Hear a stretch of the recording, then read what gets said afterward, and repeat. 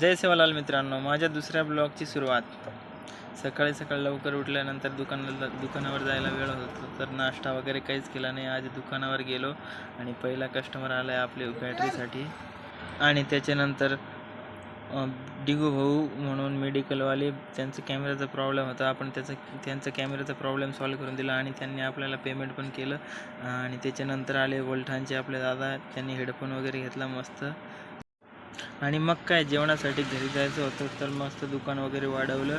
आणि घरी जात असताना एक भंगारवाले म्हणजे ते काका उभे होते आपल्या बंजारा समाजाचे, आणि हे आपले रवी भाऊ,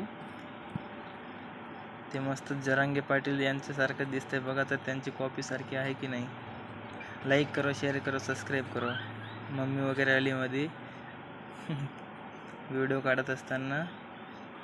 त्याच्यानंतर दुपारचे काम वगैरे आवरले. संध्याकाळी मोबाईल द्यावा लागतं ना कस्टमरांना. मग कस्टमरची वगैरे संध्याकाळी प्रॉब्लेम येत नाही, संध्याकाळी कस्टमरांना मोबाईल दिले जातं आपल्याकडनं. मग त्याच्यानंतर आले एक गगन म्हणून, त्यांचं मोबाईलचं काम वगैरे करून दिलं एका तासात.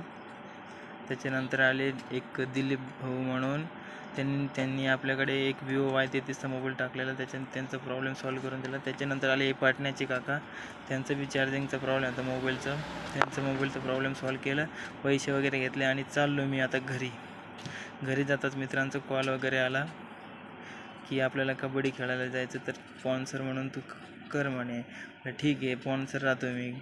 आपली टीम वगैरे घेतली आणि गेलो ग्राउंडला.